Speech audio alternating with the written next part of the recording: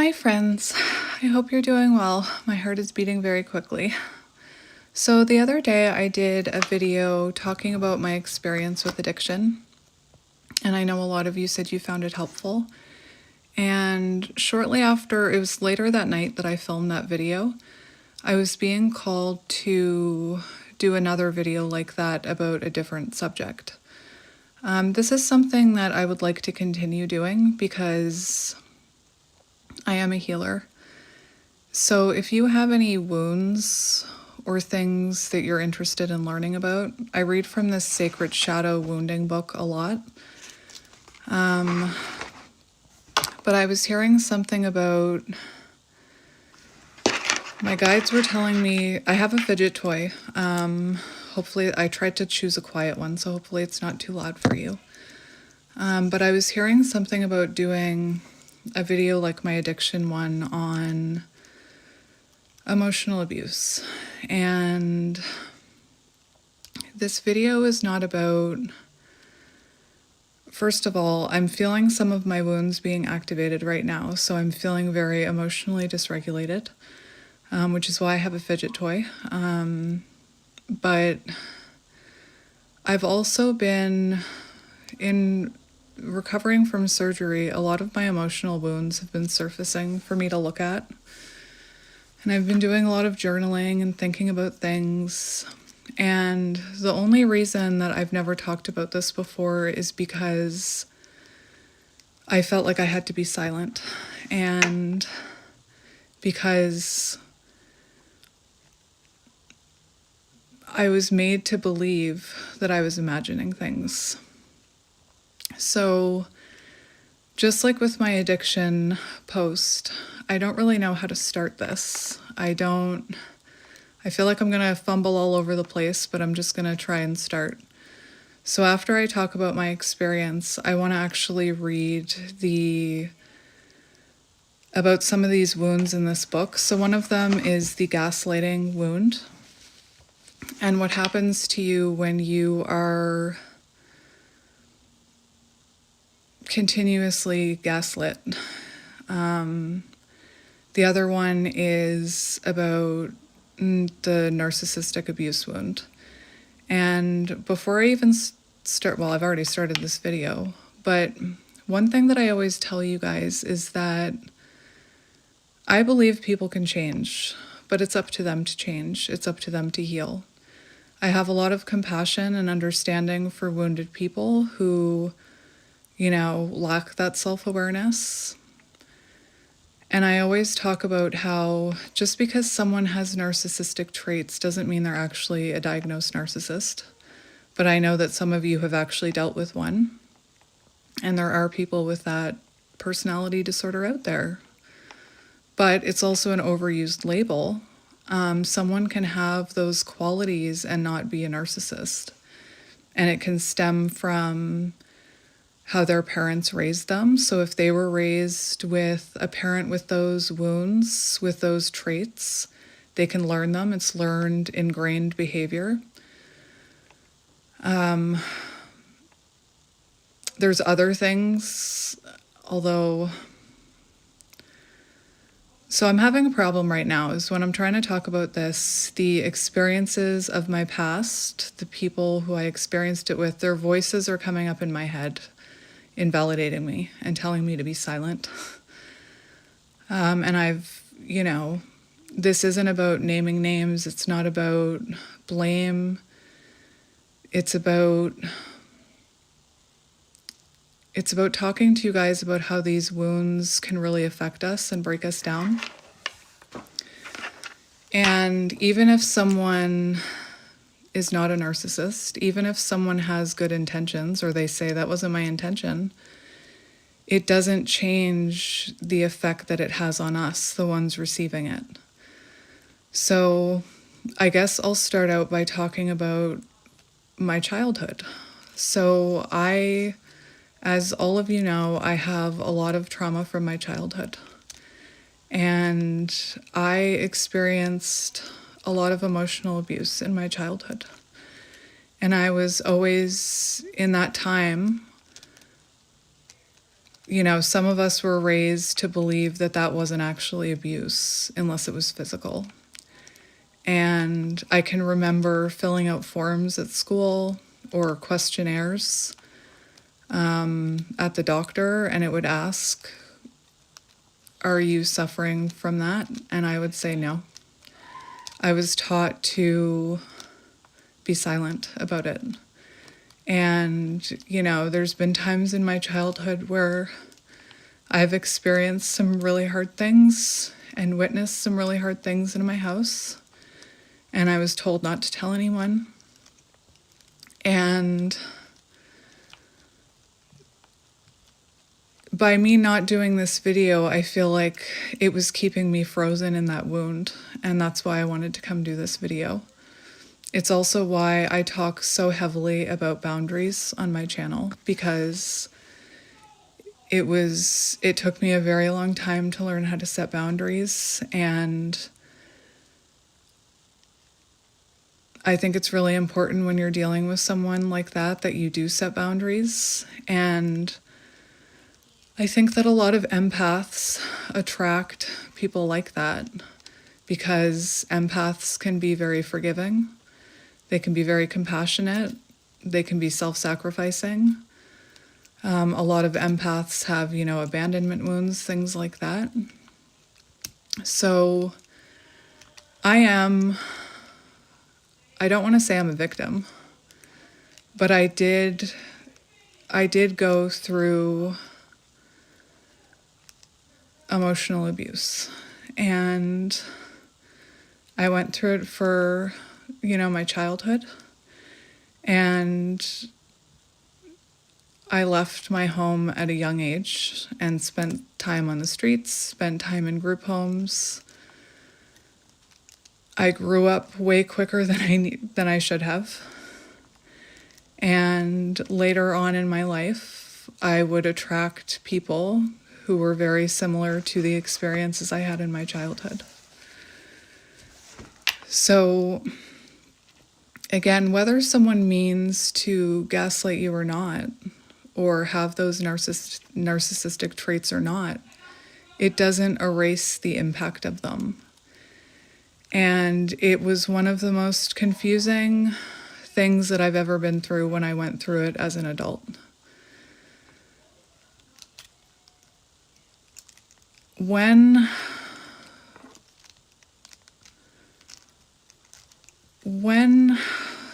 See, I even feel scared to talk about it because I've been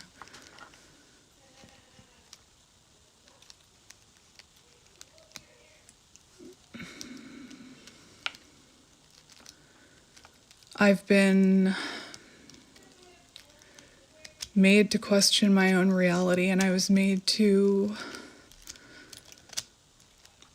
think that I was imagining things.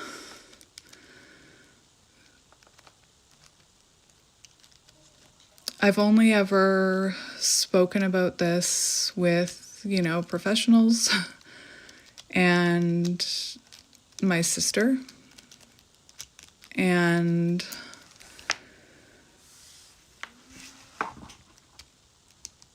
I attracted someone into my life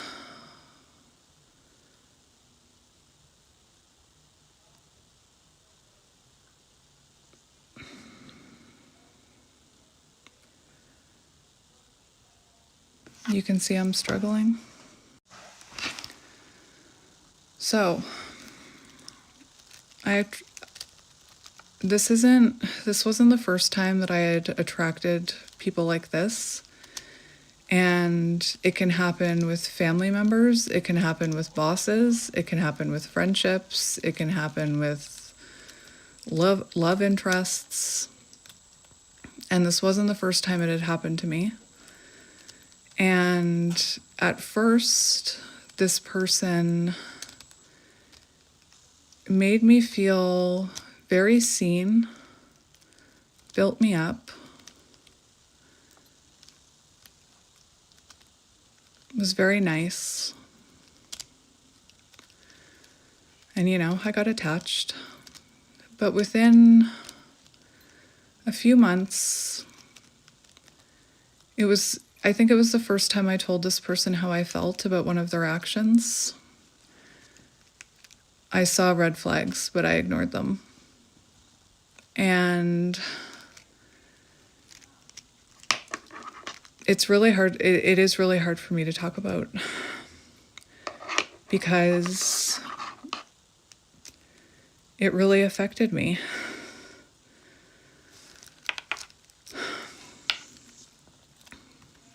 I'm having a hard time finding words right now. So I saw the red flags, but the way that I was gaslit made me question my own reality. So, I would tell them how I felt, and they would become defensive. And then there would be blame, and there would be deflection. And eventually it would be my fault for having feelings, or my fault for saying that something bothered me, or my fault for expecting too much. It was subtle. It was very subtle. I could see the red flags, but it was still subtle. It happened subtly over time, getting worse and worse and worse and worse. And it broke me down. It destroyed my confidence. They had me believing that I was the one with a problem. They had me believing that I was a horrible person. They had me believing that it was my communication that was not good.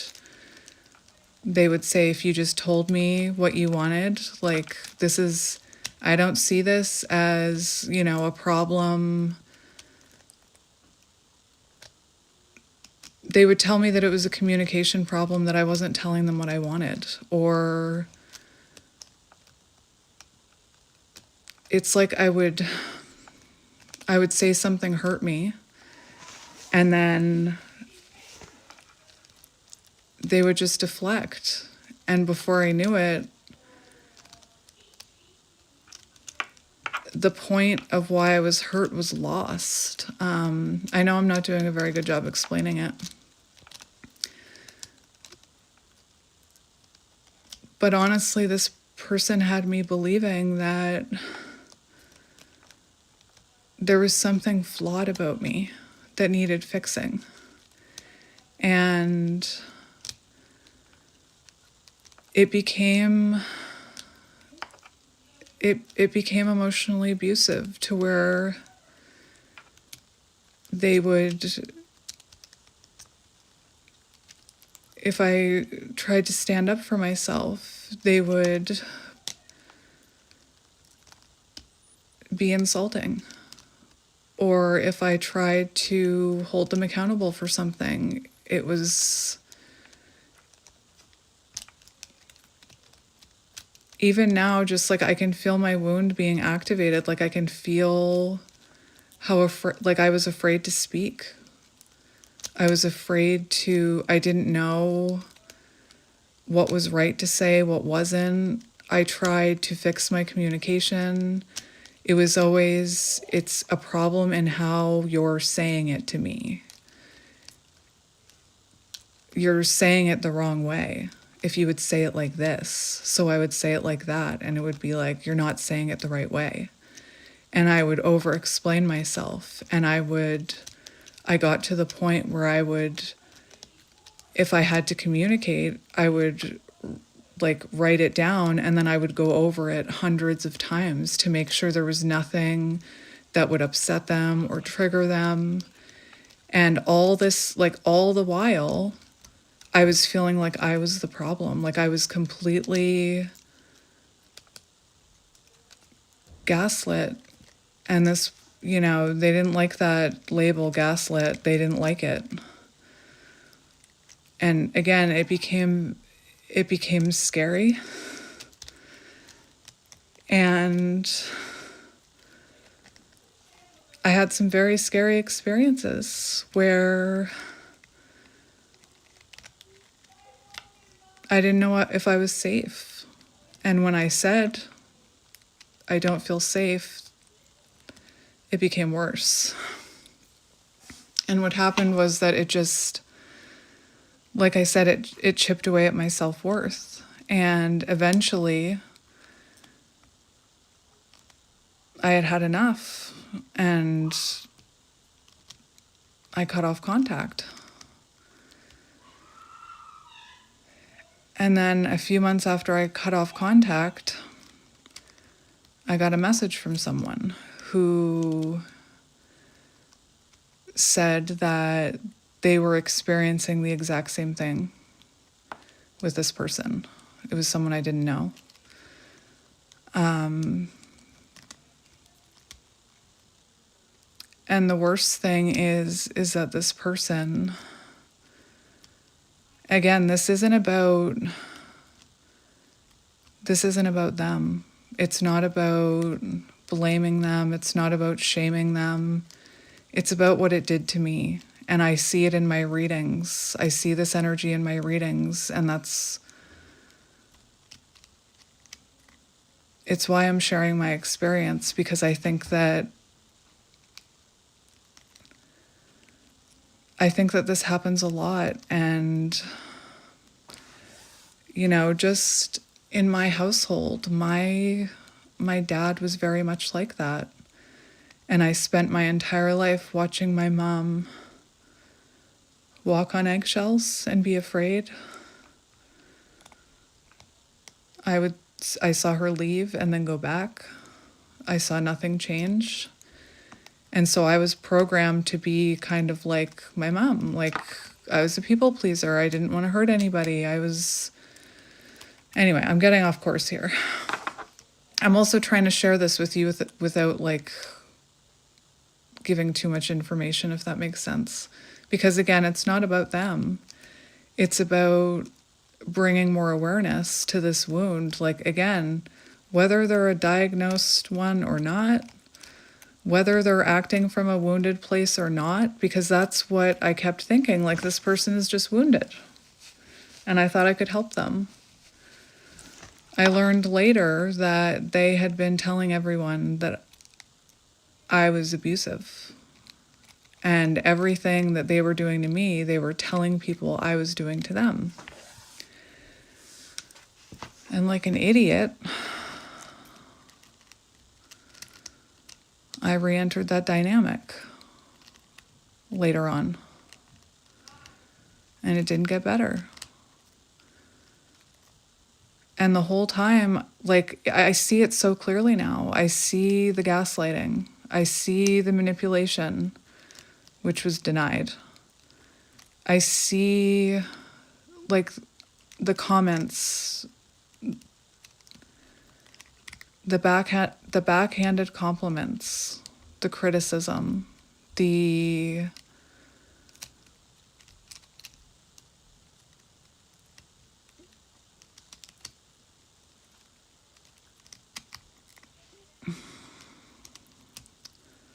comments about my body that made me question my body, comments about my teeth, you know, backhanded compliments about my teeth. And when I would say, that hurt me, what you said about my teeth, they would say, well, how was I supposed to know that was going to hurt you? You should have told me. You should have told me that it was going to hurt you. So it was my fault because I didn't tell them.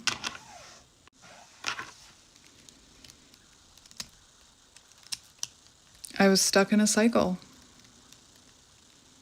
of, you know, 10 good days, and then it would all go to shit. And the whole time I was being told I was the problem. The cycle was my fault. I expected too much. The problem wasn't that there was something unhealthy going on. The problem was I wasn't telling them what I wanted.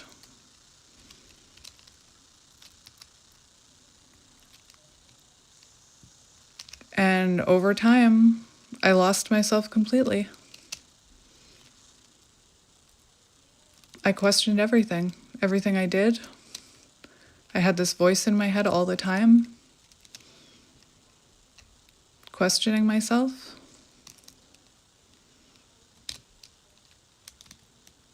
I tried to put up boundaries, it didn't work.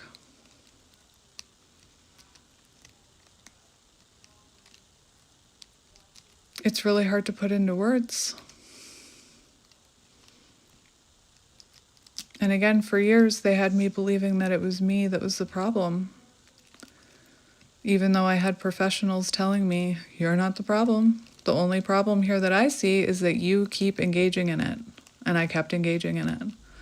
That was my problem. And that's why I talk about enabling that kind of behavior, because I enabled it. I let this person treat me this way.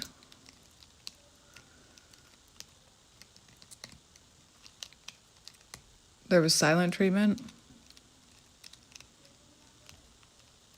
When I would tell them how I felt, they would pull away. I would say, this feels like a punishment. And then, of course, I was wrong for saying that. Even at times where I knew I had confidence, they would tell me I didn't have confidence.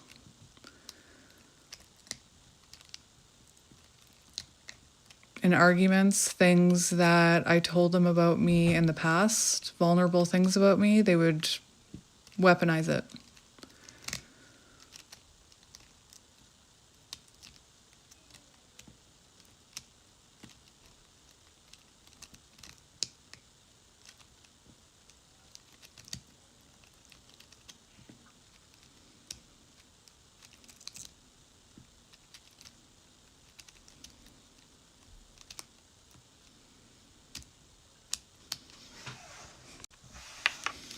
I just needed a minute.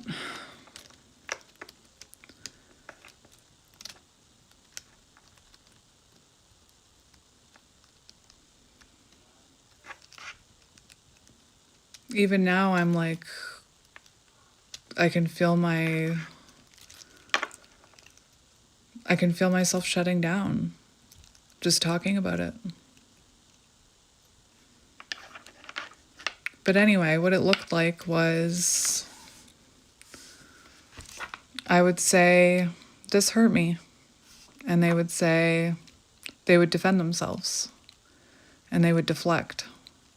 And then it became that it was my problem and that I was expecting too much. I would ask for more of their time and energy.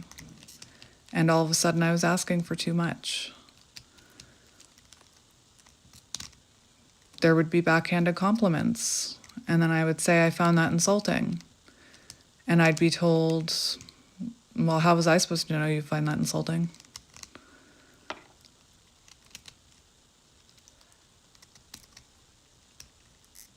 I'd be hung up on.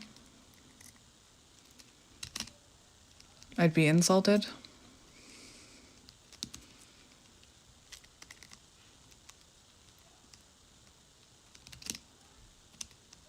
I was made to feel like I was broken. Or that I was too much, or I was too sensitive.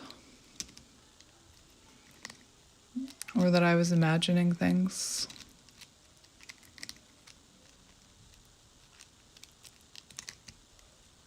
And I would go through this cycle where I ended up feeling like I had to apologize.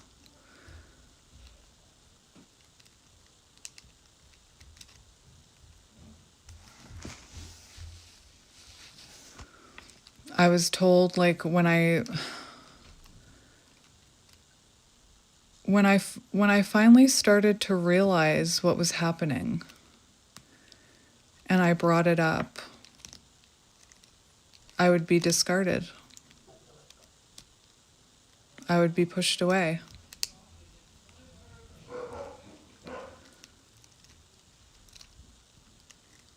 Anytime I felt any type of way, I had to validate my pain. I had to convince them of my pain. And again, I cannot describe what that does to you inside.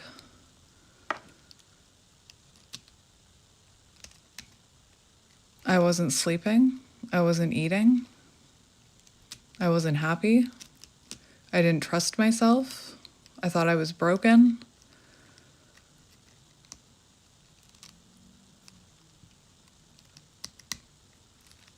I felt scared to mention it to anyone.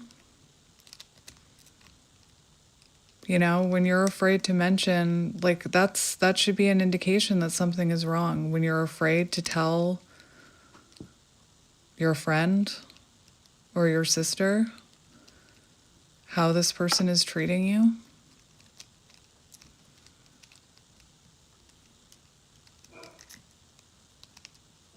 So when I started to name the behaviors that I was seeing, I was told that I had to explain it, prove. I had to prove it all the time. They needed proof that they were mistreating me. I started documenting it. I started taking screenshots.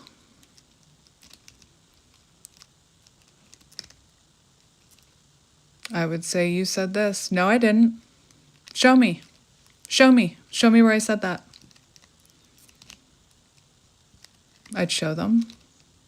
And they'd say, well, that's not what I meant. You took it the wrong way. You didn't understand.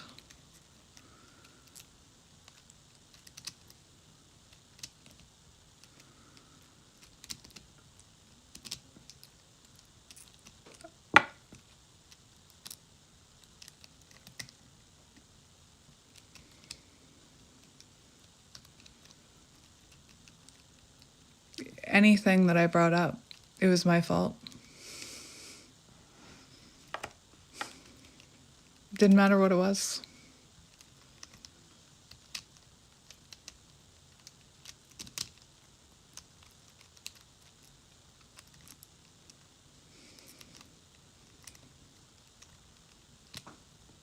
And I just spent way too long trying to convince this person that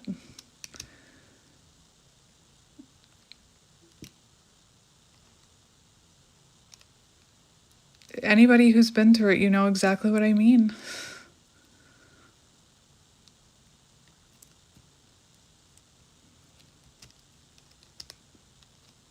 So when I started to name the behavior, they would say, prove it.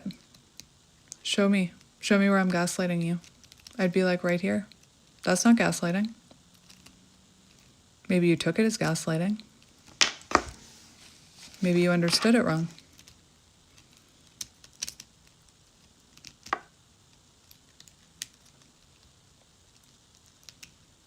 I also experienced projection.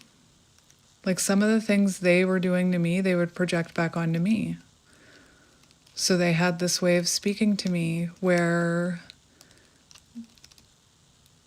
it was like they were making digs at me. And then they would say to me, I notice you make a lot of digs in your language.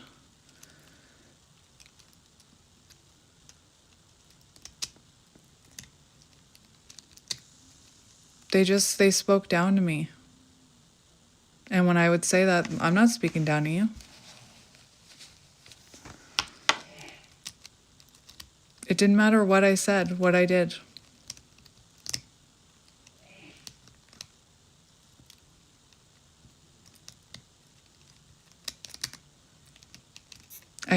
Hang on.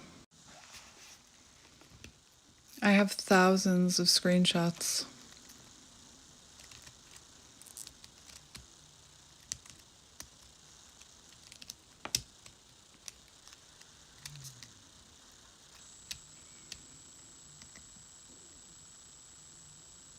I'm just like, I'm experiencing it all over again in my head right now.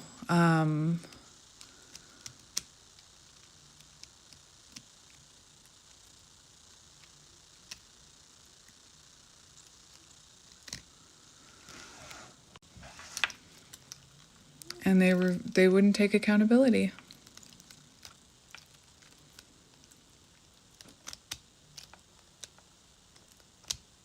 I just can't explain to you what it was like. I wouldn't wish it on my worst enemy.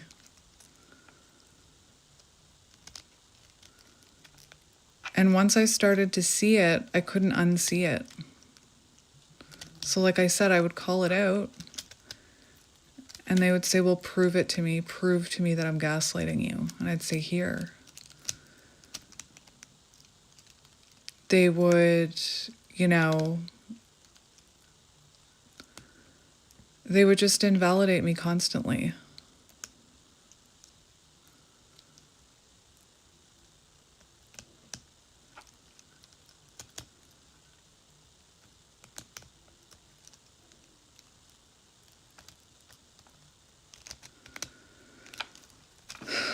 So, again, once I saw it, I couldn't unsee it, but I kept giving to it. I kept thinking if I could just make them see their unhealthy pattern, then maybe that would help.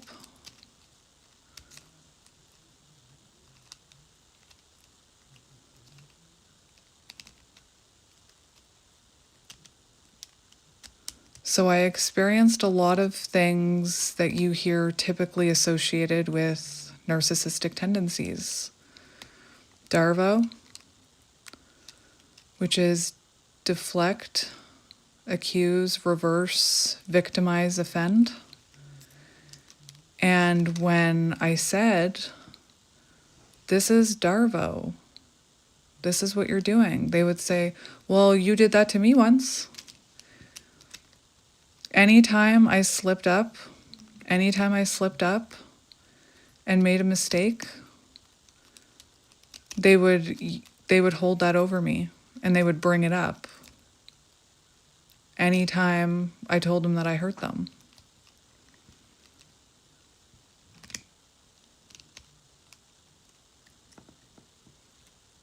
I tried to set boundaries because, again, I'm hearing erosion of self. They broke me down. They dimmed my light.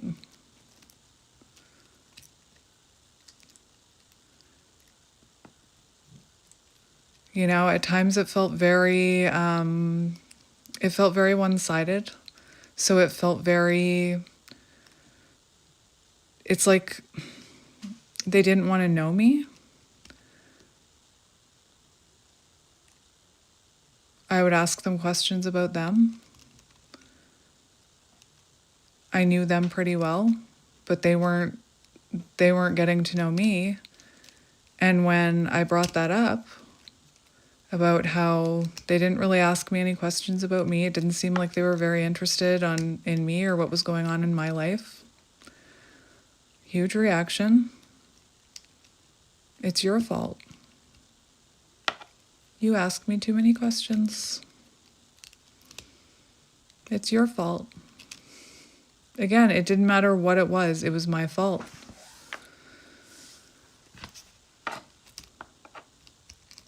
And they would twist my words. I would say something, and they would say, I'm hearing that, I would say, I would like more of your time and energy, or I would like if you could make room in your life for me. They would say, I'm hearing that you don't want me prioritizing my self-care. I'm hearing that you want me to prioritize you above all else. And I was just made to feel like a piece of crap.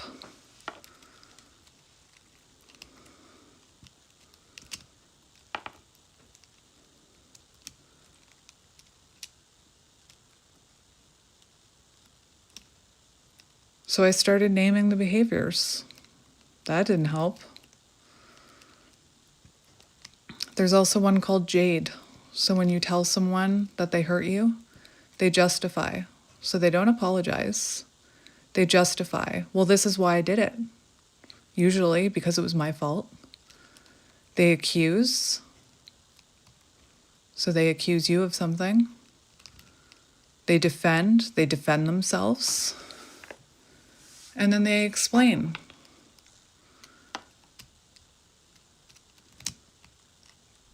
There's something called word salad, where you bring something up And they surround you with all of this other information to deflect away from what you're coming to them about, to where you feel mentally confused. Again, it felt like I was losing my mind. It felt like I was going crazy. It felt like I was crazy.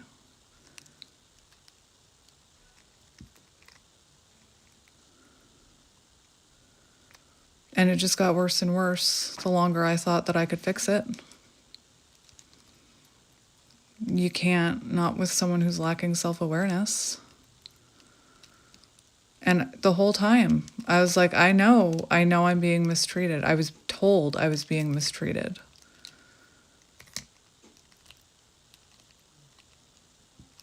It's damaging to be on the receiving end of that. Again, I can't explain what it does to you as a person, but it breaks you down. You don't trust yourself. You don't trust any decisions. You feel like you're imagining things. You feel like you're crazy. So I tried to put up boundaries. I had someone help me write boundaries. And when I put them up, they were questioned.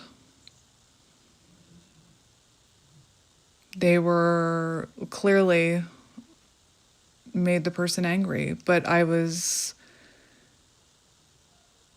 they invalidated my boundaries.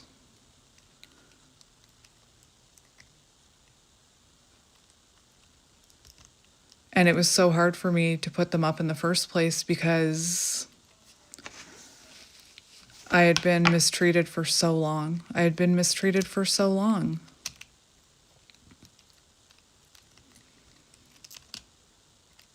So when I put boundaries up, they told me, that's not a boundary.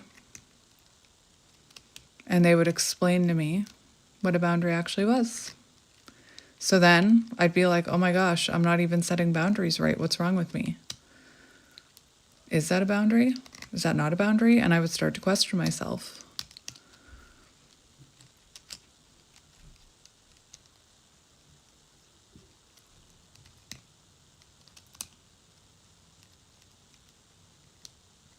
It was a very unhealthy dynamic.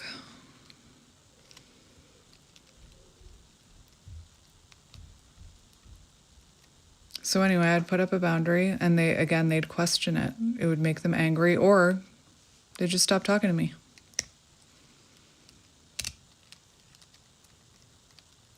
You know, even the boundary, if you can't speak to me with respect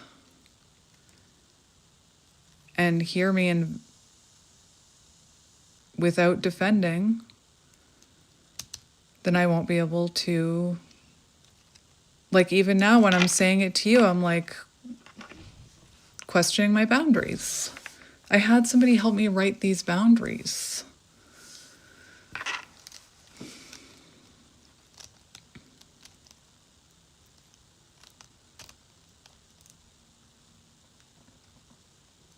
So anyway, I would set a boundary and they would question it.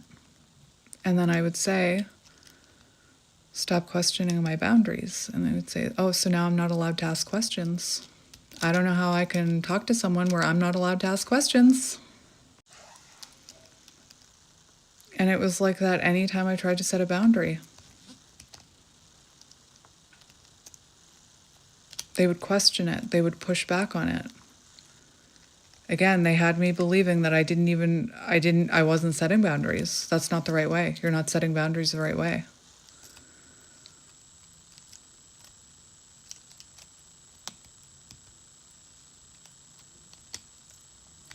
They would laugh at my boundaries.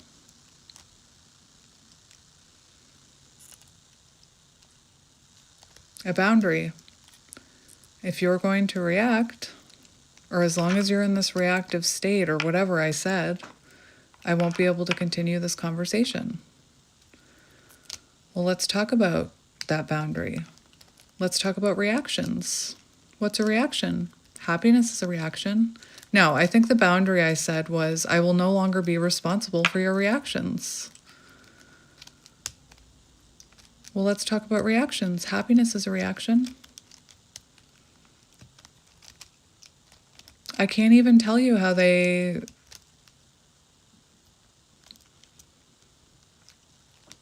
twisted everything I said.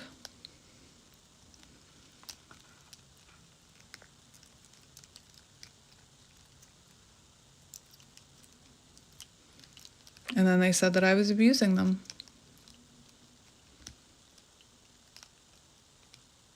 They said, you're just mad because I'm not going to allow you to abuse me anymore.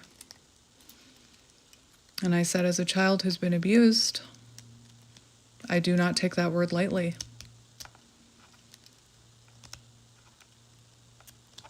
And they said, well, I didn't mean you were abusive like that. I meant you were abusive in a way a child doesn't know they're being abusive.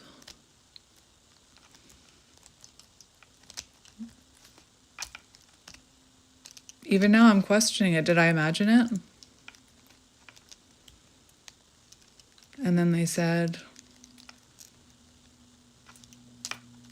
I'm sorry you're having a reaction to a word I used.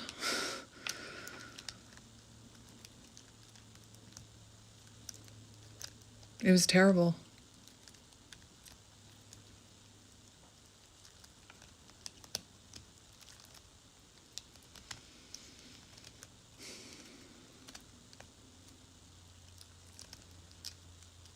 And in the end, when I put up my boundaries, firm boundaries, and I kept my boundaries, I was still talking to them. They said, if you keep talking to me, I'll consider it harassment and I'll document it as such. I was discarded multiple times, which makes you feel like a piece of garbage.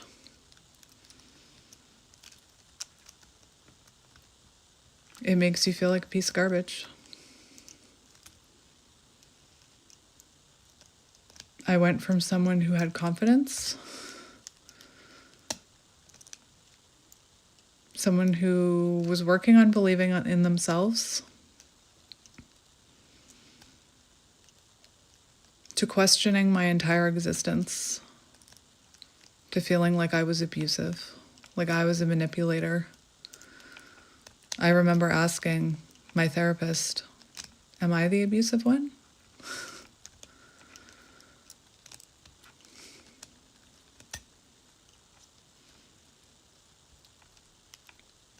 Even now, that doesn't even cover what, like, it went on for years, thousands of screenshots.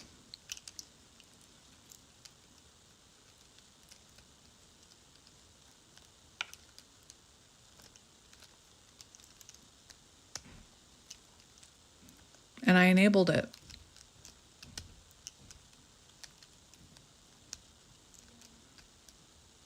And they made me believe that I was imagining every single second of it.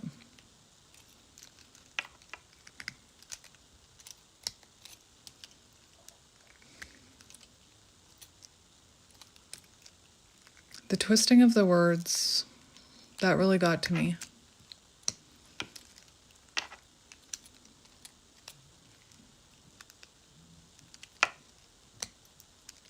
You know, or they'd say something that was hurtful. And I would say, that hurt. And they said, well, that wasn't my intention, but it hurt me. Well, maybe instead of being hurt, you should ask clarifying questions.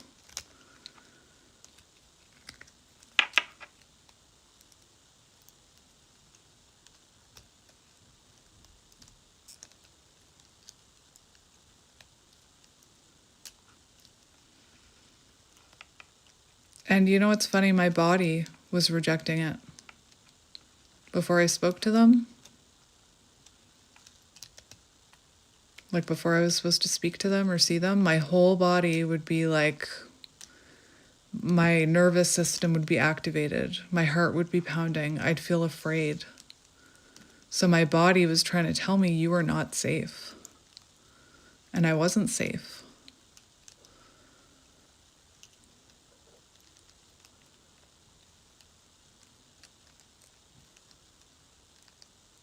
You know, I had this experience. I'm going to tell you about this experience. I had this experience where I was in a city that was not my own. And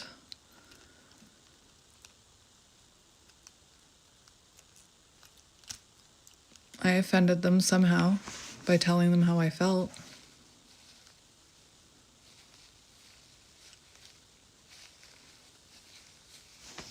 You know, I was staying at their place and I felt like I was in the way. And somehow by me saying, I feel like I'm in the way, it exploded into like, I don't know what, and I was told to get out. And very cold, very harsh energy. I was crying, telling them that I was scared. Just coldness.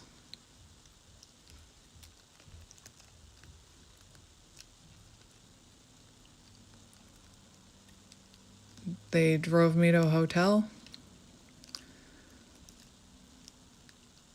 On the way to that hotel, they were speaking to me in a weird, calm voice, which was scary in itself. Like it was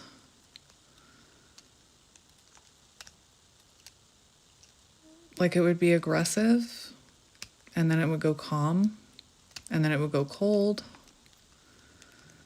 And I got out of the car, and I was in a city all alone.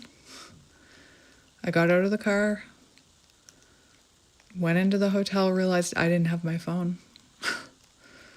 And I don't like remember phone numbers. I panicked. It was like, what am I going to do without my phone? How am I going to contact anyone? How am I going to pay for this hotel? Like, I don't have my phone. So I went outside and I said, I don't have my phone. It's in the car. They were leaving me a message, talking in that kind of soft voice. I walked up and I said, I need my phone. It's in your car. I want my phone. And they wouldn't open the car door. So I banged on the window because I was panicking. And I said, I need my phone. They were standing outside of the car. I said, I need my phone.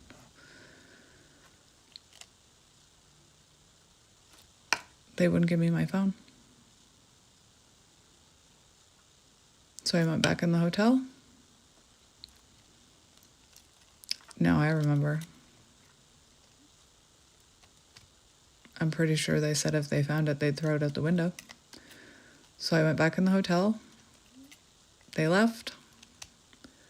I walked around the hotel on the outside looking to see if my phone had been thrown out the window.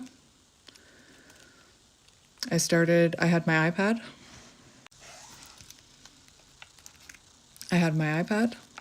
Thankfully.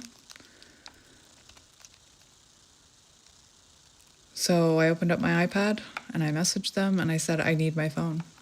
I looked outside, my phone's not out there. Where is my phone? And they said that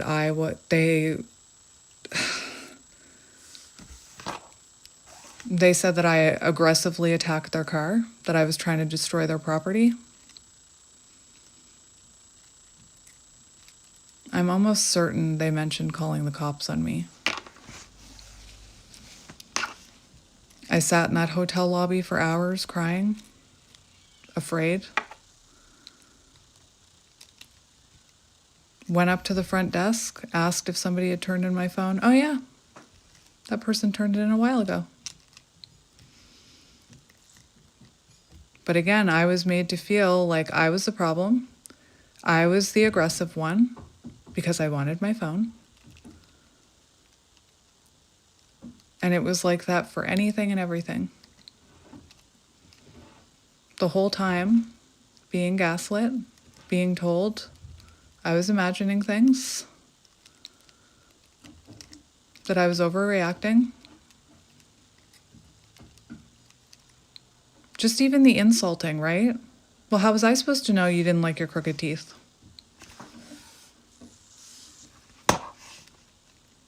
It's more so about you insulting me.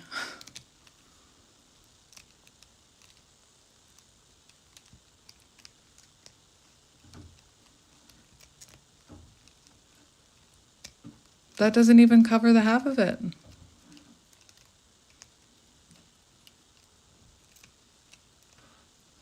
And it wounded me in a really deep way. Clearly a way that I'm still healing from.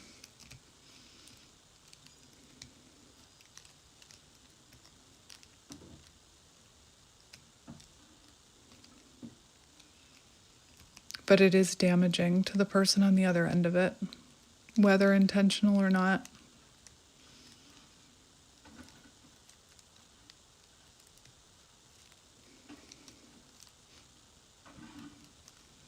And every time I was made to feel like I needed to jump through hoops and I needed to be the one to fix myself and prove to them why they should give me another chance.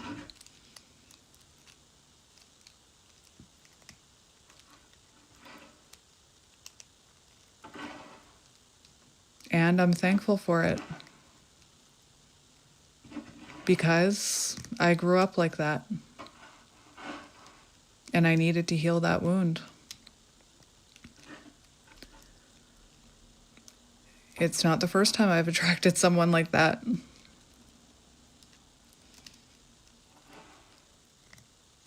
Just so demoralizing.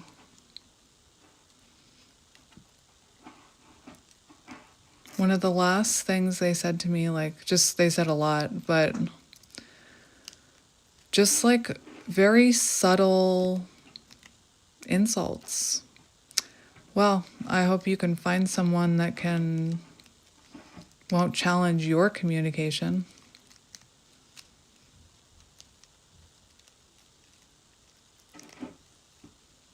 Once they told me, good luck finding someone to love you. They made me believe I was unlovable. That I wasn't worthy of love or respect or time or energy or empathy or apologies.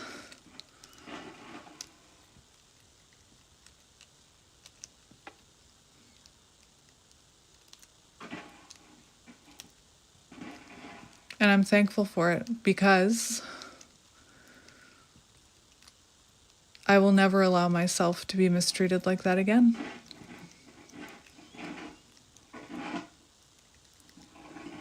It's why I talk about boundaries so much with you guys.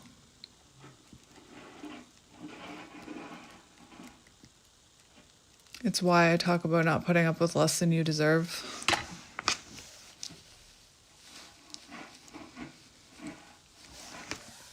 Again, just talking about it with you, it doesn't even cover how bad it actually was. And I'd be told, well, I don't want to hurt you, but I keep hurting you.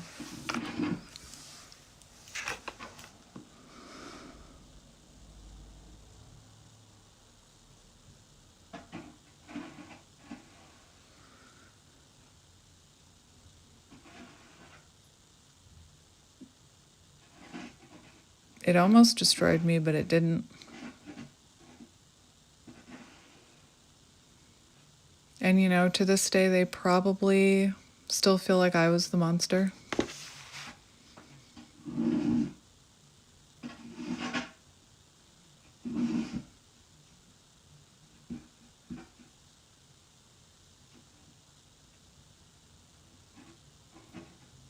Just always making me feel less than. Even if I said, you're making me feel this type of way, they would say, I can't make you feel anything. I'm not in charge of the way you feel.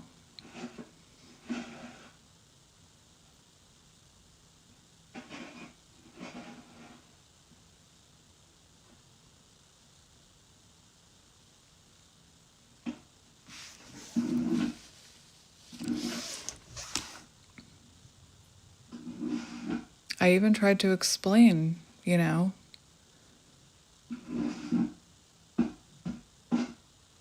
effect that it was having on me. They didn't want to hear it. Well, that's your experience. That's not my experience.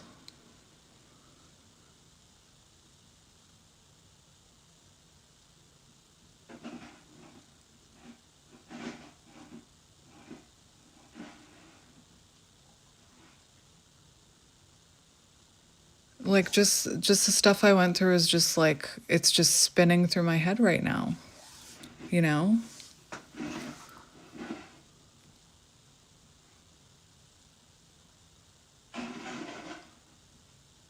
Or they'd pull away and they'd be quiet, and I'd be like, all right, I'll let them be silent.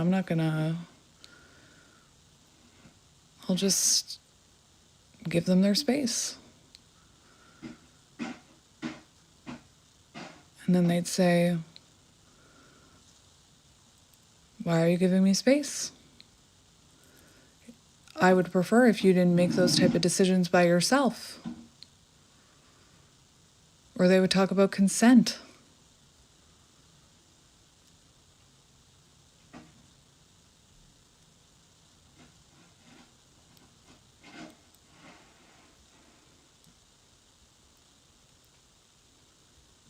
It was just a big fucking mind fuck.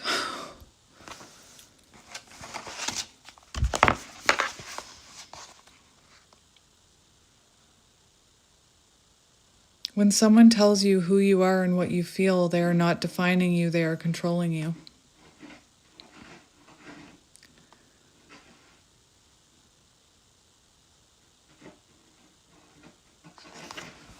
I'm going to read this now. I know for any of you who watch that, I apologize because I don't even feel like that was like it didn't even communicate how bad it actually was.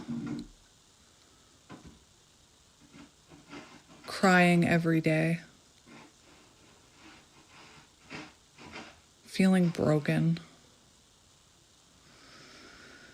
Gaslighting is a wound that cuts deep into your reality, making you question your own memories, emotions, and perceptions. It is the slow unraveling of self-trust, the quiet erosion of confidence in what you know to be true. This wound convinces you that your feelings are irrational, your experiences are exaggerated, and your intuition cannot be trusted. Over time, you learn to silence yourself, to second-guess your instincts, to defer to others for truth. And that's exactly what I started doing. I needed someone's professional opinion to tell me that I wasn't crazy. And then, when I brought that up, it was my professional that was the problem. It was the multiple professionals that were the problem. It was my version of events that were the problem.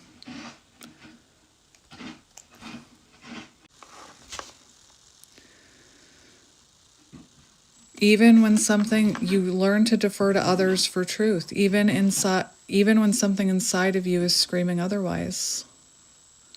The damage is not just in the lies you were told, but in the way you learn to betray yourself in order to survive. There's someone shoveling outside. Healing the gaslighting wound is about reclaiming your inner voice, rebuilding trust in your own mind, and recognizing that your truth does not need permission to exist. It is about standing firm in your experiences. You know what? I remember once when they told me I was delusional.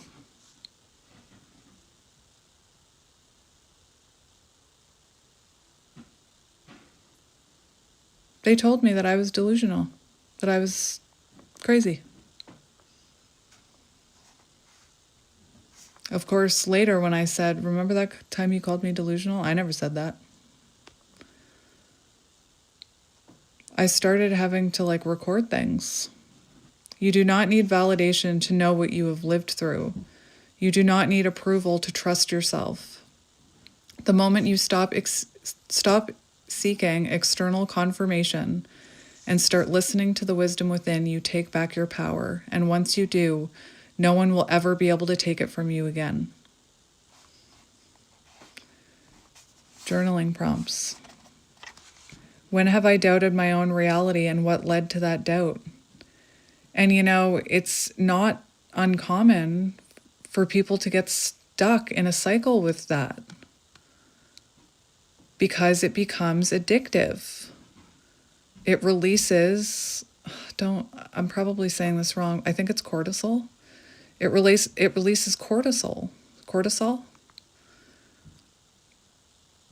It becomes addictive. You become codependent, even though it's painful. These are journaling prompts. When have I doubted my own reality and what led to that doubt? Do I feel the need to constantly justify my emotions or experiences to others? And for me, I didn't feel these things as badly until I went through this experience. Have I ever apologized for something that wasn't my fault just to keep the peace? How do I react when someone dismisses or contradicts my perception to an event? What messages did I receive about trust, intuition, and emotions growing up? Do I feel comfortable trusting my instincts, or do I seek outside validation first? Have I ever gaslit myself, convincing myself that I was overreacting when I wasn't? What would it look like to reclaim my confidence in my own reality? Who in my life truly listens and validates my experiences, and how does that feel? How can I create a stronger internal sense of truth even when others challenge it?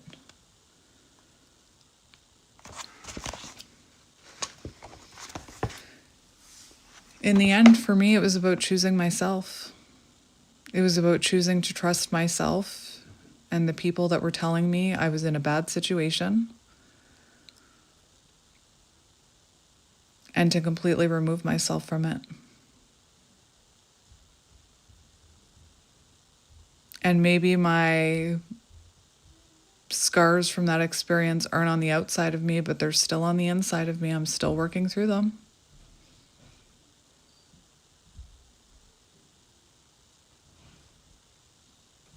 For any of you in that situation, again, it doesn't matter if they mean to gaslight you or not, if they're acting from a wounded place or not. The impact on you is the same.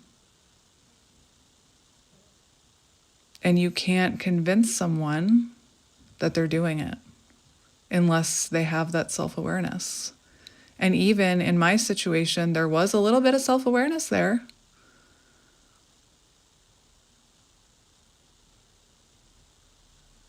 There'd be a moment of,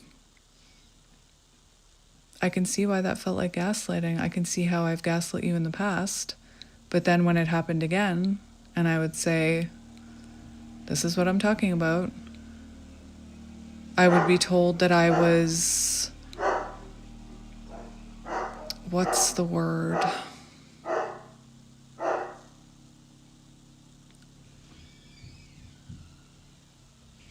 Oh, I can't think of the word.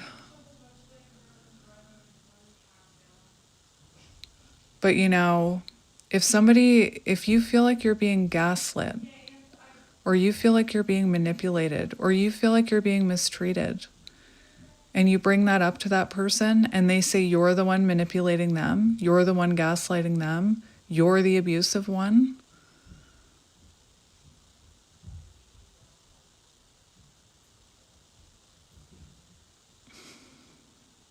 it's not reality.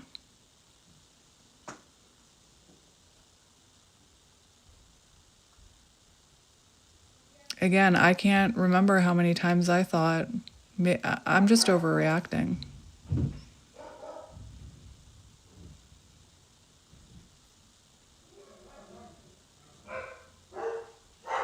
I felt so flawed. Bark, bark, bark, bark.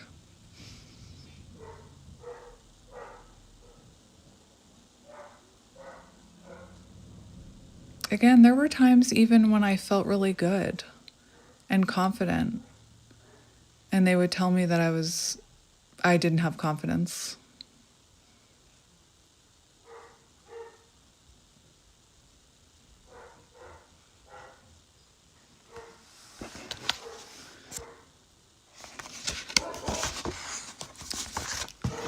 So my advice for anyone in that situation, put up boundaries. Protect your energy. Know that you're not crazy. If you feel like it's happening to you, tell someone you trust. Tell someone you trust if you feel like it's happening to you. Oh, my dogs, hang on. I moved you because it's getting really dark in here. But for me, not even professionals could convince me. It took my sister. I remember telling my sister, my big protective sister, I remember giving her my phone and saying, "Am I imagining this?" And I needed that slap of reality.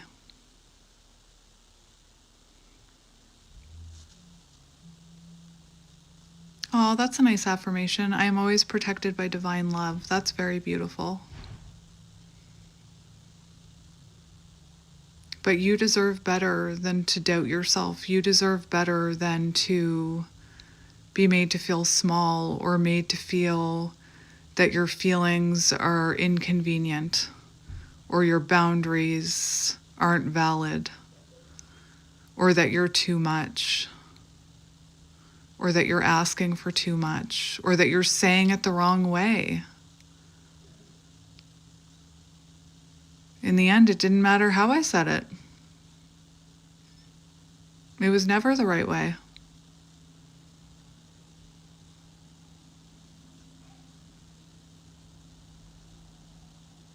And just know that that confusion that you're feeling, the cognitive dissonance, questioning your own reality, are you imagining it? You're not imagining it. What is your body telling you?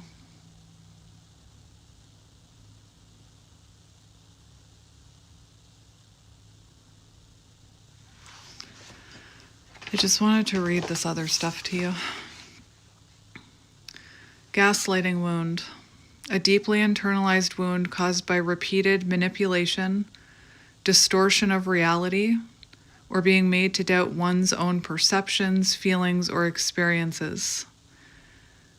You know, reading this, there's no doubt in my mind that's what I was experiencing. But at the time I couldn't trust myself because that's what was like they were making me question my trust, like trusting myself. And I still struggle with the silencing thing, like that it talked about you learn you need to silence yourself, like even doing this video. I'm very aware that this person could come across this video.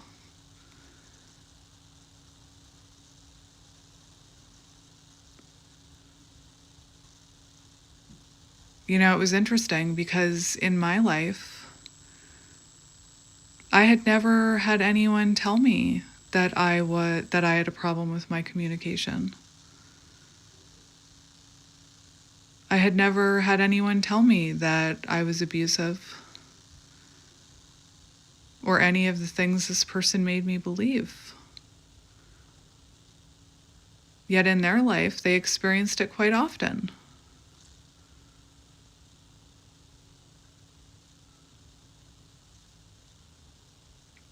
Again, I'm a little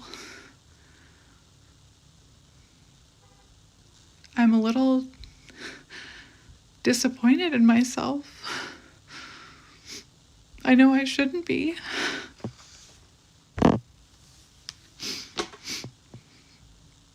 But I'm a little disappointed in myself that I wasn't strong enough to believe myself.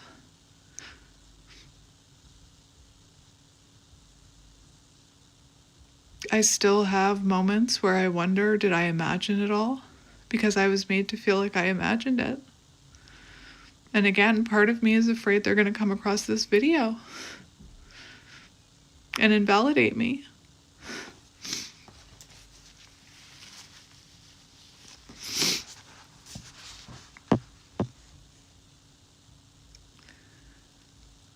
A deeply internalized wound caused by repeated manipulation, distortion of reality, or being made to doubt one's own perceptions, feelings, and experiences.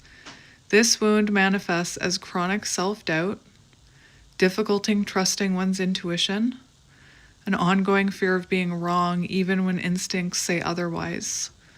There may be an ingrained belief that your emotions are overreactions, leading to suppression of feelings, hesitation in decision-making, or seeking external validation before trusting oneself. Some may struggle with anxiety, fearing that expressing their truth will be met with dismissal or hostility.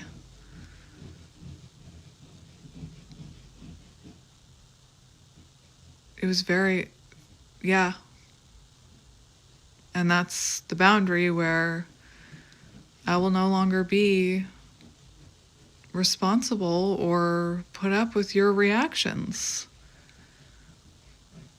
And that's when I was met with, well, let's talk about reactions. Happiness is a reaction.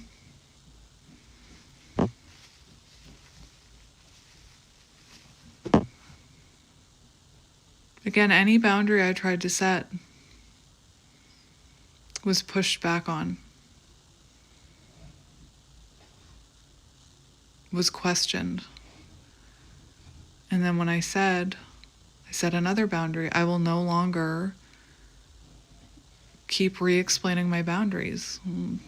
Well, you have a problem. You have a problem with me asking questions. I was made to feel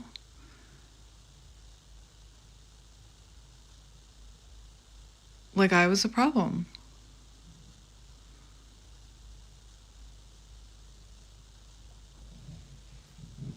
I think asking questions is perfectly fine, but not like that.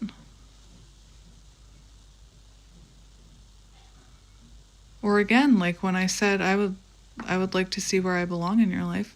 So you want to come above everything? You expect me to prioritize you above my own self-care? No, that's not what I was asking for, and it makes you feel small.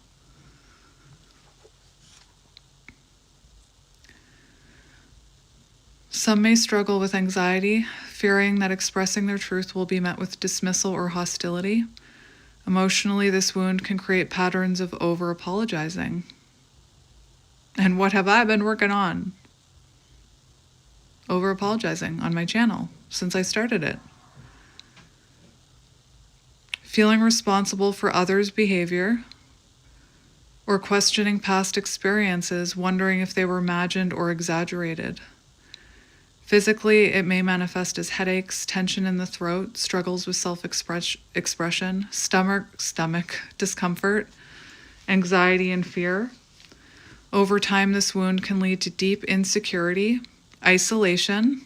This is what happened to me. Self-doubt, isolation, an inability to advocate for oneself. I got to the point where I would just shut down. I would just shut down. I'd be lost in all the words. I'd be lost in all the deflection. I'd be lost in the, like, where did this even start?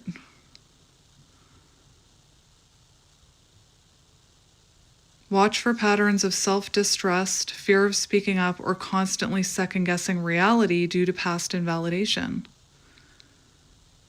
Again, it's like this little worm that gets in your mind and makes you crazy. It takes over your brain.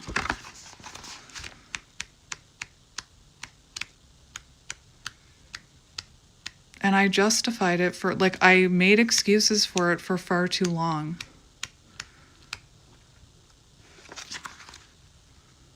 The scars you can't see are the hardest to heal. That's what I was just saying. Like, I might not have wounds on my body, but they're in there.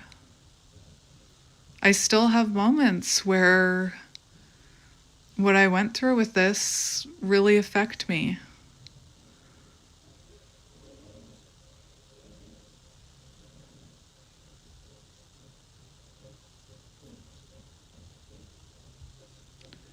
You know,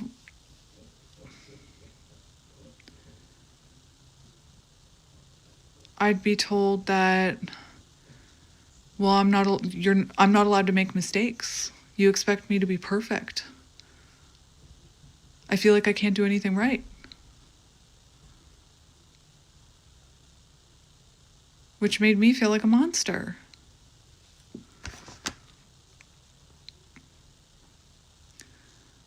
So I'm going to read this next one, but I need to charge my phone a little.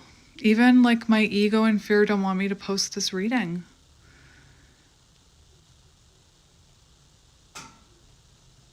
Like I can feel this wound being activated right now.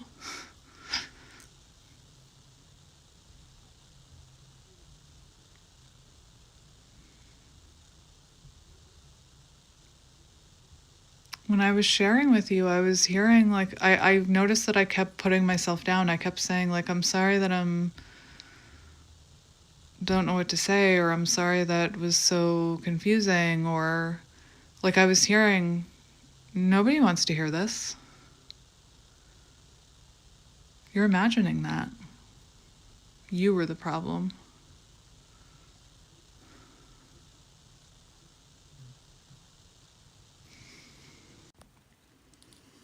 I just plugged in my phone for a few minutes and I was just sitting and reflecting about some of the things I experienced, you know, like things as simple as I'd be expressing myself and they'd be rolling their eyes and shaking their head. And I'd tell them that makes it really difficult for me to express myself. And then they would say, so I'm not allowed to move my body, not allowed to move my face. I need to be able to move. Like completely invalidating.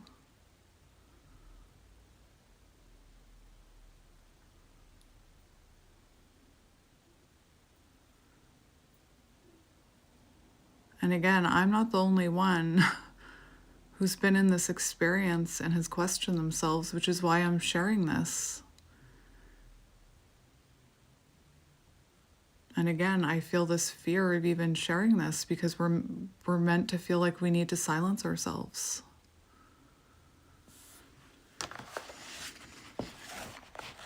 But I'm going to hold my phone and read this to you. Narcissistic abuse. The scars you can't see are the hardest to heal. Narcissistic abuse is not just mistreatment. It's a systematic unraveling of your self-trust, your intuition, and your sense of reality. It teaches you to walk on eggshells, to doubt your own memories, to crave approval from someone who only offers validation as a form of control. It is the slow erosion of boundaries, the constant shifting of blame, the feeling that love must always be earned. Even after you leave, the effects linger. Hypervigilance, self-doubt, the fear that no matter how much you heal, you will never fully trust again. But healing from narcissistic abuse is not returning to who you were before. It is about becoming someone stronger. And I do feel like I'm stronger now. And again, I felt this urge to come on and talk about my experience.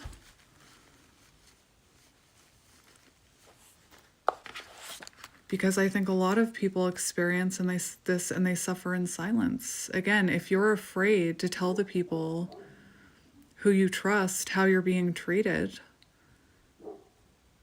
that's a sign that you know something is wrong. It is about learning that the love you fought for was never real love, and that real love will never ask you to abandon yourself.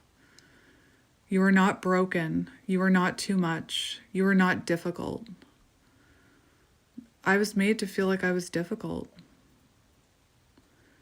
You are someone who learned the hardest way possible that survival sometimes means forgetting who you are, But healing means remembering. And now you are remembering. You are reclaiming. You are rising. And this time you will not be silenced. And again, every time I've thought about sharing this experience, I felt like I needed to silence myself. Reflection questions. Do I second guess my own reality or feelings due to past manipulation? Yes. How have I internalized the messages I received from narcissistic abuse? Do I struggle with setting boundaries out of fear of rejection or retaliation? And that's what happened to me when I set boundaries. I was discarded, or there was retaliation. Have I ever excused toxic behavior because I was conditioned to tolerate it? How do I respond to healthy love and support? Do I trust it or do I push it away? What parts of myself did I suppress to avoid conflict in past relationships? Do I find myself drawn to similar toxic dynamics, and why? How can I start trusting my intuition and personal truth again? What does genuine, healthy love and respect look like to me? How can I reclaim my power and sense of self after emotional manipulation? And for me, it was about choosing myself. It was about... One of the things I struggled with is I would set boundaries and then I wouldn't respect my own boundaries. So I would set boundaries and then I would reach out.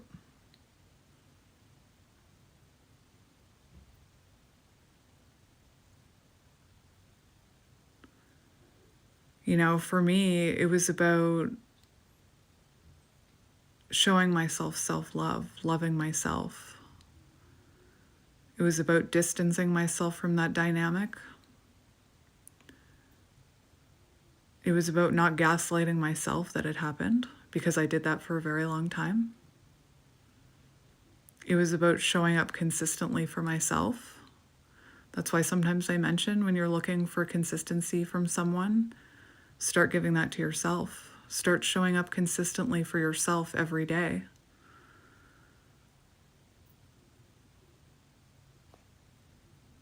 I did a lot of journaling. I did a lot of writing letters to release it. Not sending them, but releasing it.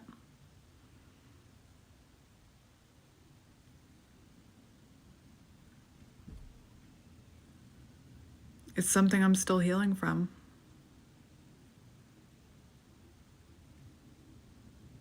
Because like I said, even now, I can hear their voice in my head saying, you were imagining that, you're delusional.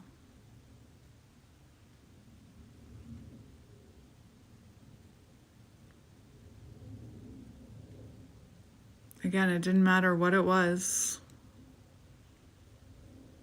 I was the one to blame.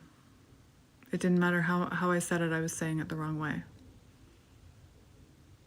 Well, if you just say it like this. It was mentally exhausting.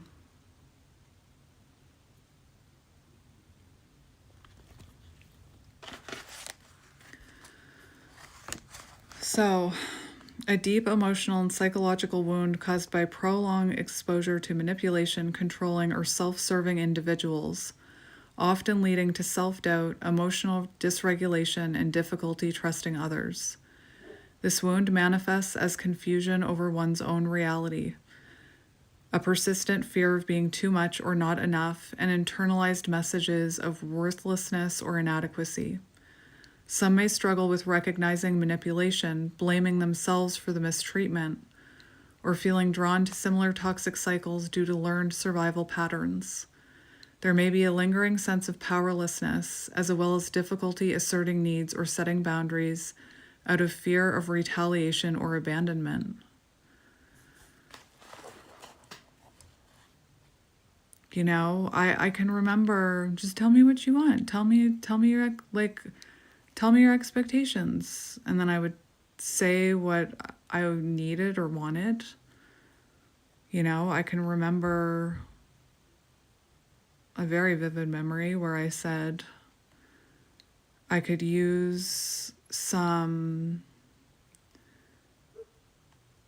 encouragement or comfort. And the response I got was, I'm supposed to comfort and encourage you. I can remember them saying that, you know, I was just someone who wanted abusive amounts of control over someone. What was I asking for? More time and energy.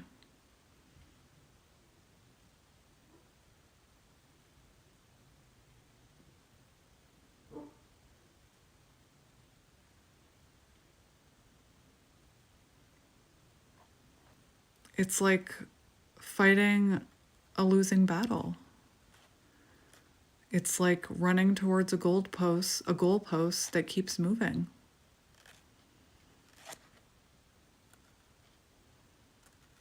Oftentimes the words I used were the wrong words. Oftentimes my words were picked apart. And like I said, they had me feeling like I didn't know how to communicate. So I started silencing myself. I stopped communicating with others. I started isolating. I started hiding what was going on within me. I started hiding from my friends. How are you? I'm fine. What's going on? Nothing new.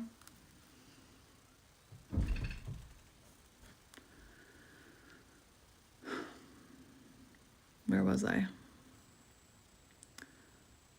There may be a lingering sense of powerlessness as well as difficulty asserting needs and setting boundaries out of fear of retaliation or abandonment. Emotionally, this wound can create cycles of self-gaslighting. That's what started to happen. I started gaslighting myself about everything. Guilt or chronic anxiety, making it difficult to trust one's own judgment. Physically, it may manifest as fatigue, emotional depletion, throat tension, digestive issues. Over time, unresolved narcissistic abuse can lead to people-pleasing tendencies, hypervigilance in relationships, or struggles with self-identity. Watch for patterns of doubting intuition, tolerating toxic behavior, or feeling unworthy of love that doesn't require constant proving. And that's what it was. I was always trying to prove myself. If I was hurt, I had to prove it. If there was toxicity, I had to prove it. Again, it's why I started documenting everything.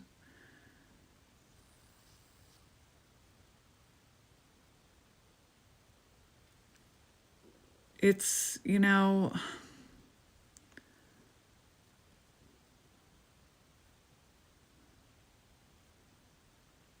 in this moment, I really wish I had more guidance to give you on how to heal from it. I'm still healing. I'm still healing.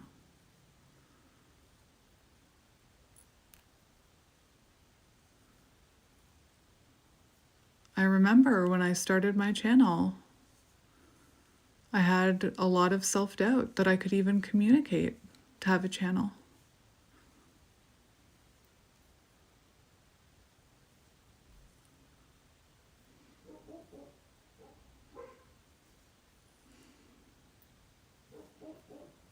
So how do we heal it? By removing ourselves. That's the first step. By learning how to trust ourselves again. For me, one way of healing it was researching these things. Knowing that I wasn't crazy, that I wasn't imagining things. A lot of self-love. It's hard to put into words how to work on your self-love even, but for me it was positive affirmations. It was when that little voice inside of me creeped up that I was crazy, I would replace it with, you you were not crazy. You knew what was going on. You didn't imagine things. Learning how to trust yourself, which is hard. And you know, people who go through this, it makes them afraid of love. It makes them afraid, like, what if this happens again? Or even worse, it makes them feel like they're unlovable and they're not worthy of love.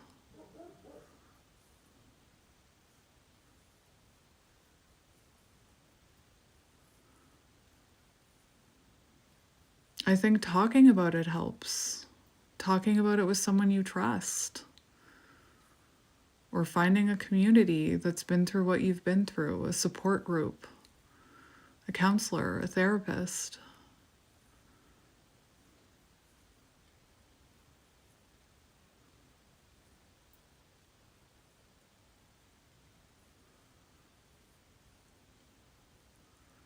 It was always like having to prove myself. Having to prove that I was hurt. And you know, the sad thing is I can see how people that act like that, who deflect and gaslight, it's coming from a very unhealed place where they take you saying you hurt me, they take it as a criticism or they feel shame for it, so they deflect.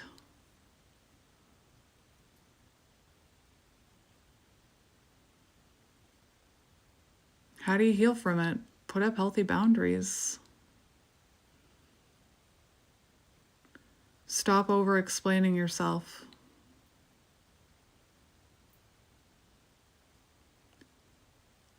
You know, I've seen social media clips like, step away from your phone. Stop writing that paragraph that you want to send that person. Stop over-explaining yourself.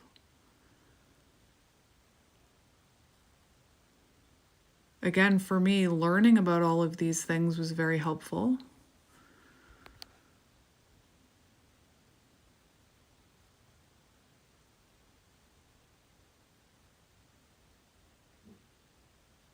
Time. Cliche saying, but time heals all wounds. Sometimes it takes a long time.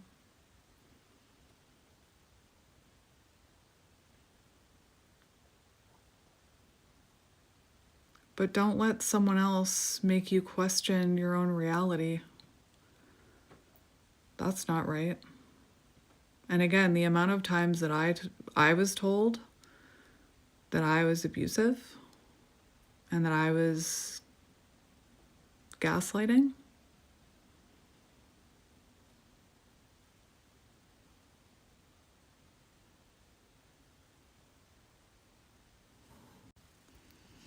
I looked up something for us to talk about. So, how to heal from gaslighting. Recovering from gaslighting involves validating your own reality because it's been invalidated for so long. Seeking professional support, building a strong support system, setting firm boundaries, practicing self-compassion, and actively rebuilding self-esteem through self-care and enjoyable activities. Oh, Millie's freaking out. All while recognizing that healing from this form of emotional abuse takes time and patience. Acknowledge and validate your experience. Name it. Hang on. My phone is charged enough for a few minutes. So, acknowledge and validate your experience. Name it. Recognize gaslighting as manipulation, not a personal failing, which helps reclaim your power. Trust your gut. Listen to your intuition and bodily sensations as your feelings are valid signals. Write down conversations, feelings, and facts to create reality anchors and counter self-doubt. Seek support. Find a therapist trained in trauma and emotional abuse to process the abuse and rebuild self-trust. Connect with trusted friends, family, or support groups who validate your experience and counter isolation. So That was one of the best things I did, is I opened up to my sister about it.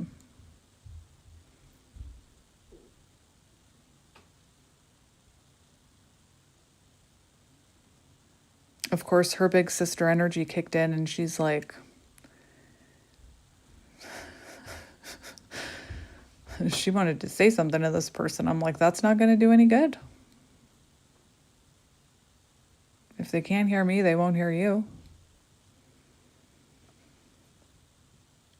Rebuild yourself. Treat yourself kindly, understanding healing isn't linear and you aren't to blame. Engage in nourishing activities, reconnect with your identity, and rebuild competence by doing the things you enjoy. Challenge negative self-talk, counter internalized negativity with positive self-talk, and celebrate small wins. Set boundaries and distance. Limit contact, reduce or stop contact with the gaslighter if possible, as healing is harder with ongoing manipulation. So there is something that you can do if you have to talk to this person. So if you have children together, and I believe it's called gray rocking. So you don't engage. You keep your responses very minimal. You don't give them, unfortunately, anything that they can use against you.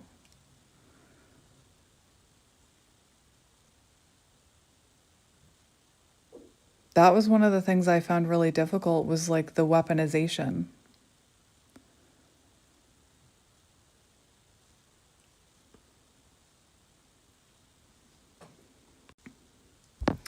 So I know gaslighting is part of narcissistic abuse, but how to heal from narcissistic abuse? Acknowledge the abuse. Recognize that the manipulation, gaslighting, and emotional abuse were real. Again, I was told that I was imagining it, or that those were unfair labels.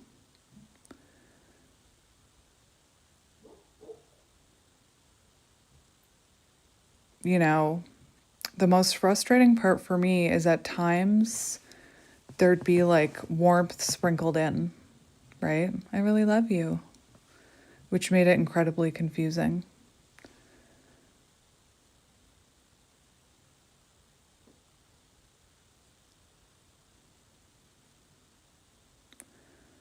There were times where they would acknowledge the unhealthy traits, and then just as quickly, if I brought it up, they would say I was saying things that were defamatory and untrue. Implement no contact. And that's the thing, like, again, I feel bad for the people who can't, the people who have children. But that's the only way to stop it, really, is no contact. Cut all ties with the narcissist. I don't want to use that label, because again, you could be dealing with someone with those tendencies or those learned behaviors. It doesn't erase the impact of what you've been through. Cut all ties, including blocking their phone number and removing them from social media to prevent further manipulation. I had to block. I couldn't trust myself.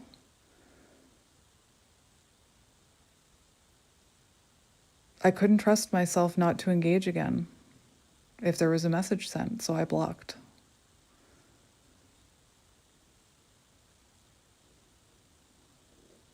Seek therapy, very important. Engage with a trauma-informed therapist who understands this type of abuse. Establish strong boundaries. Clearly define and enforce boundaries to protect your emotional, physical, and mental well-being.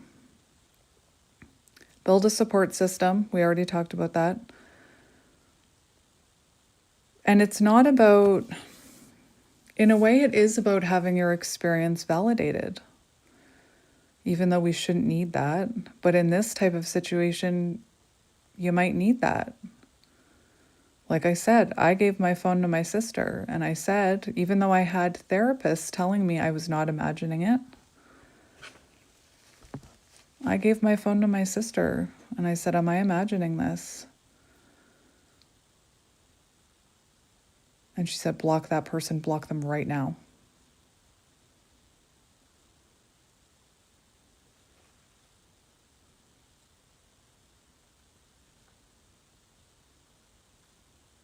I mean, you go so long not being believed, right? Practice self-care. Again, engage in activities that make you feel happy, that lift you up. Raise your vibration. Do something nice for yourself. List the abuse. This was something that I did. So I listed out so I could see it on paper. Everything that I was experiencing. Create a list of the harmful, toxic, or abusive moments and refer to it if you find yourself romanticizing the relationship. I have my list.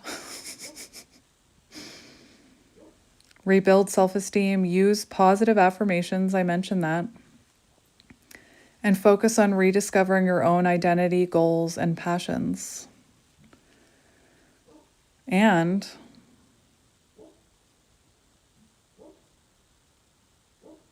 again, physical, contact police, in my opinion.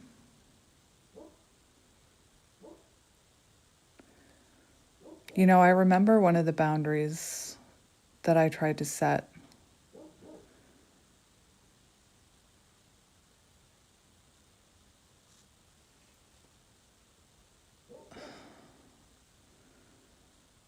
You know, just something about speaking respectfully. And then it was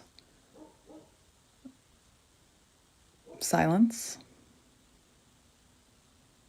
And then, like the unhealed person that I was, I would say something to them after all this silence. Like, it's interesting how you went completely silent when I said, I need you to be respectful. And they said, well, I'd risk jail time contacting you. You know, they talked a lot to me about, in my culture, when we do this, in my culture, when we do that. And I said, that kind of makes me feel like you're speaking down to me. That was wrong too.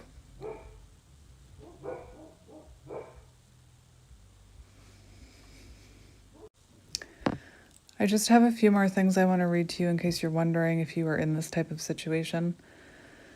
So, signs of emotional abuse: humiliation, calling you names, making patronizing comments, publicly embarrassing you, including you online, making jokes at your expense, which may also include dismissing any hurt feelings, belittling your accomplishments, making insults about your appearance, putting down your interests.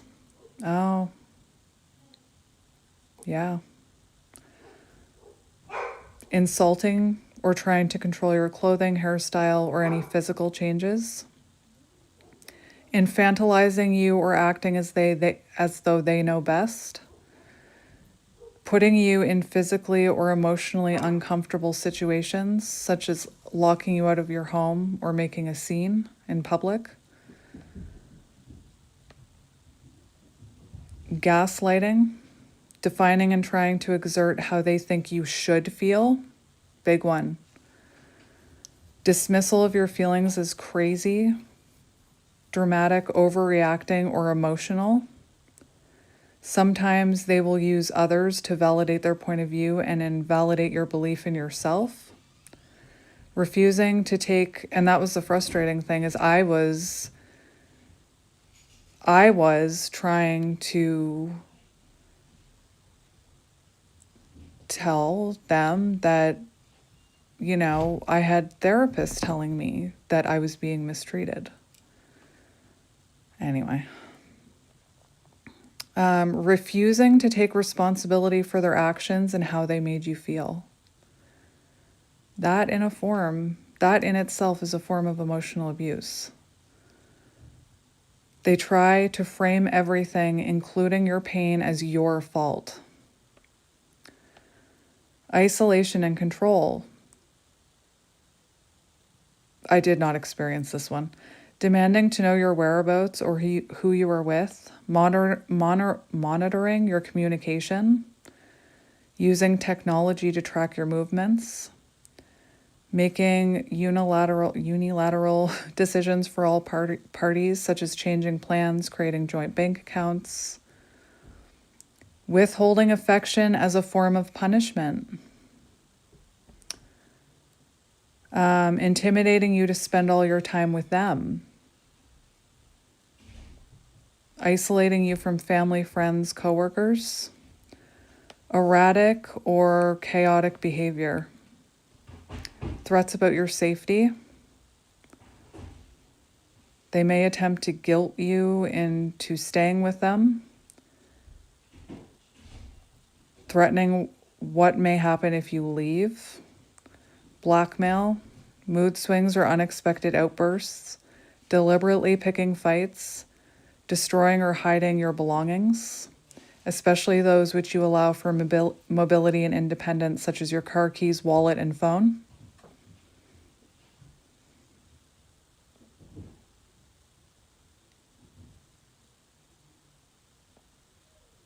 Hang on. I'm going to go over these ones too. Some of the things you may experience if you're in this type of situation. Hoovering. So hoovering refers to actions used to suck a person back into a relationship, such as excessive gift giving or promising to change. Love bombing. When they shower you with gifts, praise, or affection to draw them into a relationship. Gaslighting. Purposely instills self-doubt in victims. They may deny events and use phrases like, "it didn't happen like that," "you must be remembering it wrong," or other similar phrases. In turn, the victim will question their reality and sanity. Triangulation.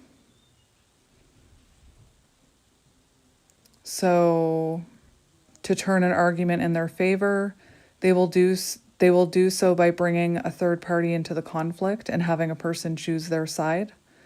Silent treatment, a cruel form of emotional abuse used to punish a person. To handle conflict, silence, or when you tell them how you feel, silence. Scapegoating. This behavior deflects blame for family dysfunctions onto one member. Passive-aggressive behavior refers to indirect communication or actions rather than open expressions of disagreement or negative emotions.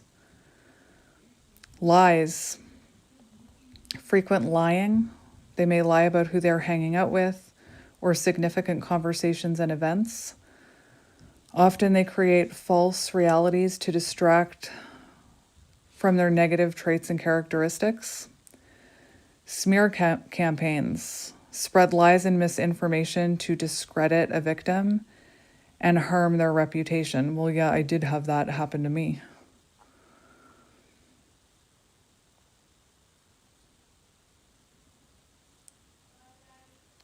The cycle. So the cycle that you may find yourself stuck in. So, idealization. This stage is focused on building connection and devotion with their target. I don't like that word, but whatever. This is done through love bombing, put you on a pedestal, hinting at future gifts or appreciation, expressing seemingly innocent and endearing jealousy when your attention is elsewhere. Devaluation. So, starts small and slow and increases over time. This stage can include passive-aggressive remarks, criticism, humiliation, or not taking accountability for their behavior. This is meant to make the victim pursue them by doing whatever they want, since the abuser has made them feel or made them believe the shift in behavior is their fault. Repetition. After during the devaluation stage, usually the victim will either try very hard to get things to return to the way they were, or they will begin to back away from this person in order to protect themselves. So then the abuser or the person you're dealing with may return to the idealization stage where they're being nice to you, putting you up on a pedestal, complimenting you, so that you re-engage your attention back onto them. Rotating between these first two phases will continue until the discard stage. Like, this is what I mean. I thought I was imagining it all. I thought I was like being too harsh. That's how I was made to feel. But even looking at this explains everything. Like it explains the cycle. And this is part of the healing. And again, you don't have to be dealing with an actual narcissist. But if you were dealing with someone with these traits, you would have seen some of this. Discard. It has two ways that it typically goes, with the first one being that this person decides they're done with you and abruptly ends things. And that's confusing when that happens to you. Hoovering. There is a fourth stage called the hoovering stage, although this is sometimes included in the discard phase as well. It occurs when you decide you're done with the relationship and this person attempts to draw you back in by any means necessary. That includes arguing with you. That includes saying they'll change. If they're unable to do so, they will often have a big and harsh blow up before abruptly cutting off contact. Exactly. That's exactly what I experienced.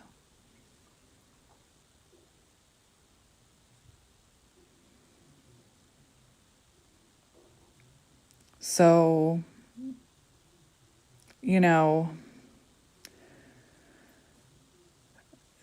these effects on you can be long lasting.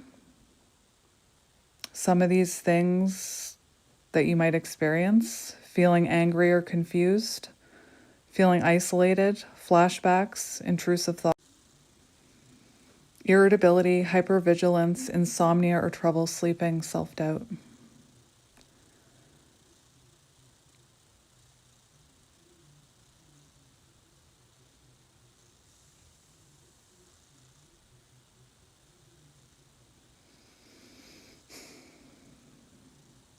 Oh, there's a setting boundaries worksheet.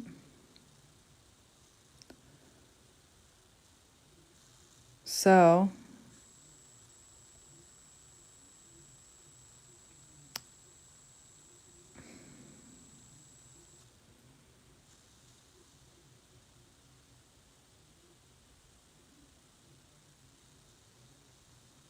some of the things that you may end up like, how this affects you, right? How this affects us.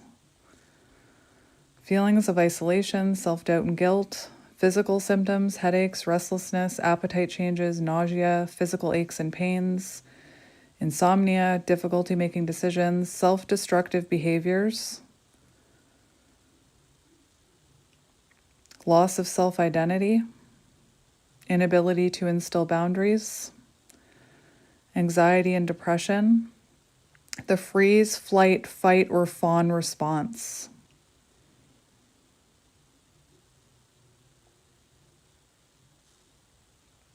Restlessness and feeling on edge, disassociation, self-harm behaviors, self-gaslighting, sacrificing your own needs.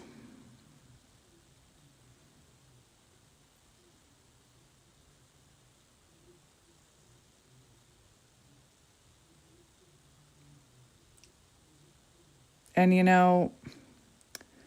I'm looking at, how to heal it. We've already talked about it, but one of the things is, focus on moving forward. So yeah, focus on moving forward. Focus on not letting this break you, forgiving yourself. I'm still struggling with that. You saw it in this reading. I talked about how I feel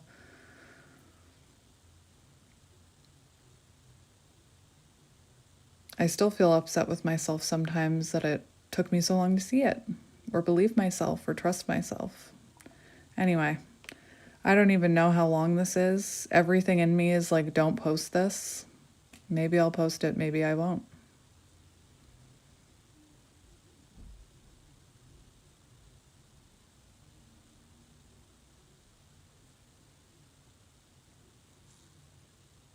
We deserve better than this.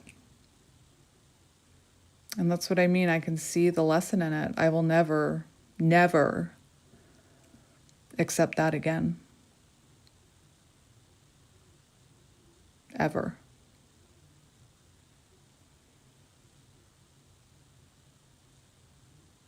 Anyway, I feel so like that was a lot.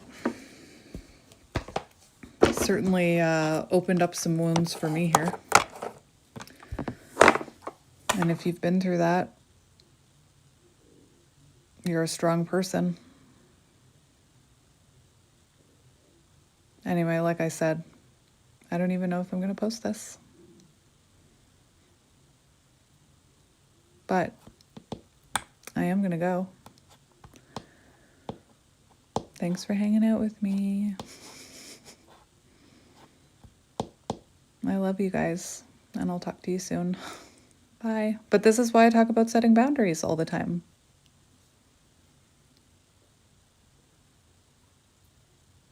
Anyway, I love you.